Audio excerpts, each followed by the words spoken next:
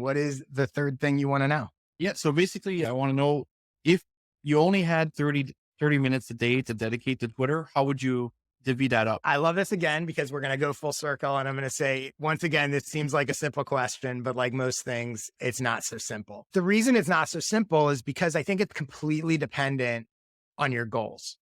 So what I would do with my 30 minutes a day on Twitter would be highly influenced by what I was ultimately hoping to get out of it and what I was trying to accomplish. The less time you have to spend on a platform, the more important it is you are strategic about how you use that time. So, for example, if my goal in using Twitter was to get a few high-end clients, that's completely different than if my goal was on building an ad-based sponsorship newsletter business thing. That's completely different from if I want to use it to grow my personal network, which is completely different than if I want to use it to just learn more and educate myself, which is completely different from if I want to use it to land a new job opportunity, which is completely different from using it if I want to get press coverage and exposure for myself or my company. And there's a million other possibilities and goals. But so the first thing is I would say it's really important to go, okay, what am I trying to get out of my 30 minutes a day? I have 30 minutes a day to spend, but what's the value that I want to get out of it? And then work backwards to go, how could I use that time to get that thing? In general, though, let's set all those specifics aside. And in general, I would say if you only have 30 minutes a day, the first thing you want to do, and this is pretty universal no matter what any of those goals are, is you want to optimize for the limited time you have to use on Twitter. So there are a lot of things you can do that can speed up your use of Twitter and your value that you get out of it. So, for example, using Twitter lists, which are really powerful to filter what you're seeing. So you can set up a series of Twitter lists for different things. For example, if you have 30 minutes a day and you go, look, I need in my 30 minutes to really be focused on seeing tweets from other entrepreneurs and business stuff. I don't want to see the sports stuff. Like, I don't need sports tweets. That's my recreational Twitter use. But this 30-minute business chunk, I don't want to have to scroll through sports and comedy and all that other stuff. So Twitter lists can help you optimize your time.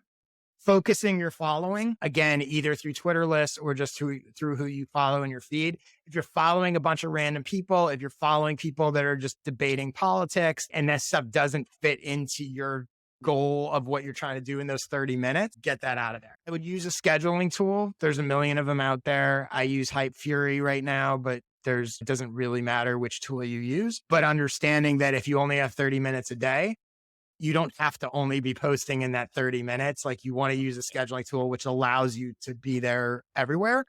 And then the other thing I would say with that is using a lot of tools. Like, I know Hype Fury does enable auto retweets. So I have it set up so that when I post my tweets and they automatically get retweeted 12 hours later, I think. You can set that to whatever you want.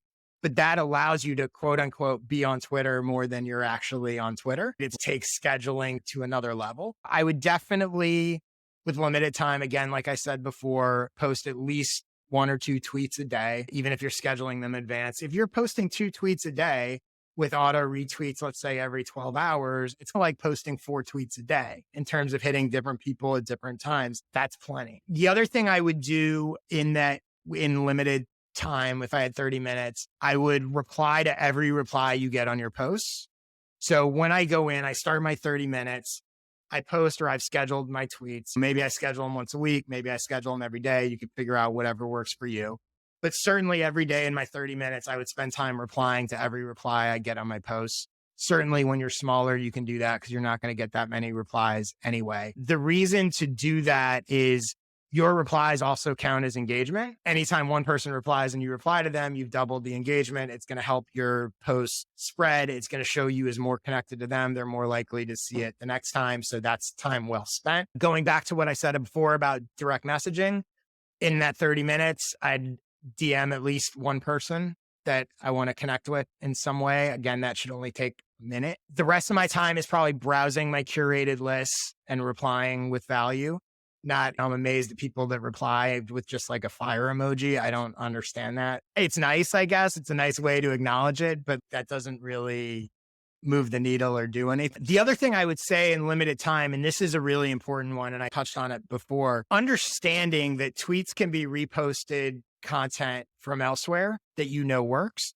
So if you have blog posts, if you have a newsletter, if you have a job and you said something in a meeting and it resonated with everybody, understanding that like you don't have to reinvent the wheel all the time. Take stuff that worked in whatever format it was and turn it into tweets. I think that's the other thing that people are like, oh, I can never in only 30 minutes a day. When you start to realize that like you have a lot of stuff to funnel in here and you don't have to just constantly be creating new things, that helps a lot. Any tweet you post that works well, and that's obviously relative. If you don't have a lot of followers and most of your posts get one and one got 3 likes, that's a tweet that works well, right? So any tweet that works well, save. Copy the link, put it in a spreadsheet, whatever system you want, so that you have a list of stuff that works and repost it every 2 to 3 months. If it worked once, it will work again. Most of your people haven't seen it. They don't remember it. You have new followers all the time. It makes Twitter way, way easier, especially when you have limited time. And I think that along those lines, you want to remember or put yourself in the mindset that you are actually building a content library for yourself, not just randomly tweeting. Right. So actually the point of every new tweet is to see if it resonates. And if it resonates, to add it to your library. A lot of people don't do that. They're just like, oh, that tweet worked. Great. Now let me go try and create another one that was great. Like you're building a collection so that you can ultimately get to hopefully like where I am at this point, where I can schedule 3 tweets a day just on stuff that I know works without having to create anything. I could theoretically take a 3-month break from Twitter and still be putting out stuff that works and still be growing and all of that stuff. So that's really important. The other thing I would say is and this is, I guess, a little bit of a cheat, but I think it's relevant. If you only have 30 minutes a day to work on Twitter, that doesn't mean you can't be quote unquote working on or growing Twitter with the time you're spending on other stuff. So if you have a newsletter, your newsletter should be linking to tweets to drive people from the newsletter into Twitter. I'm not counting that as your 30-minute Twitter time. I'm counting that as your newsletter time. Same thing with blog posts, podcasts, videos. Speaking of which, go follow me at Josh Spector on Twitter. But those kinds of things are really effective. One other recommendation I would give you, especially with newsletters and blog posts, don't embed the tweet in your newsletter or blog post, link to it. Right. Because if you embed the tweet, people read it, they can't engage with it, and then they're not going to click through to go share it. Right. And the algorithm has no idea that they saw. So if you tease the tweet and link to it, if you say, oh, you're not going to believe this thing I just shared about newsletter growth, and people, I'm going to click that. The algorithm sees all that traffic coming to that tweet. And once they're there, they're more likely to reply. They're more likely to retweet. They're more likely to do all that stuff. So I see people all the time embedding tweets and they think I'm promoting my Twitter account by embedding it. And you are, I guess, technically, but you'll get much more benefit out of linking them into the platform itself. And then I guess to sum all that stuff up, I would say the key to remember is that the less time you have to spend on Twitter, the more important it is that you be clear on why you're using it, what you want to get out of it, and what value you want to provide to your audience. That alignment piece is huge. And it's where most people go wrong. Honestly, even if they spend hours a day on Twitter, it's where they go wrong.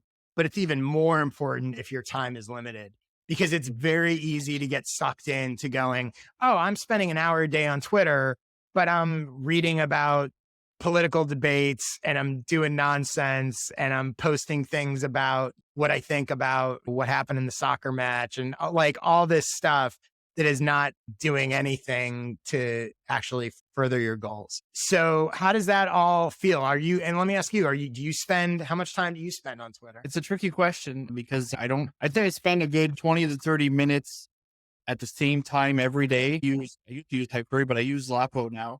And I think and I fill that up and there's an engagement tool in there. So I engage a lot too through the different lists that I subscribe to. But then throughout the day, I'll consistently answer people, either DMs or replies on my phone and if I'm standing in line somewhere, I'll refresh my feed, see what's come in lately and try to engage with 1 or 2 people. Yeah. Like I said, I haven't really done the DM thing too much because I've always Mhm. thought of it the two options. Either you try and sell people the DM or you automate DMs, and neither one of those really interested Yeah. me. But it's funny because my mind always thinks in terms of challenges. And I've done your 30 Twitter replies well, we Yeah. call it. I've done it a few times. And now I'm thinking that maybe I could apply that to Yep. the 30 DM challenge per day in more or less the same fashion. And I Yeah. think that will definitely help.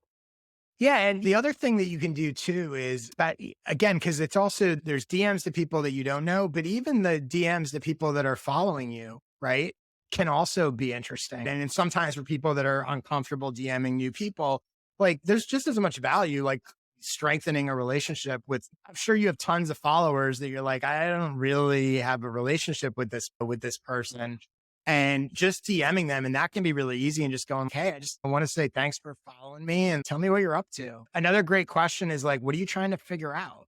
Like, Yeah. what if it's someone who reads your newsletter, what would you want to see in the newsletter? Like, any of those sort of opening things can also be really valuable, right? It doesn't just have to be cold outreach to new people. And the other thing too is I would not to get discouraged. Not everyone's going to reply. Some people check their DMs, some Yeah. people don't. But you'll be surprised in most cases how often people will reply. And I always think about like any behavior, you want to think about yourself being on the other end of it, right? Yeah. So if someone reached out to you, you would actually be flattered and be like, oh, I've been looking to build relationships with people. Like, I appreciate this. And most people will be in the same position.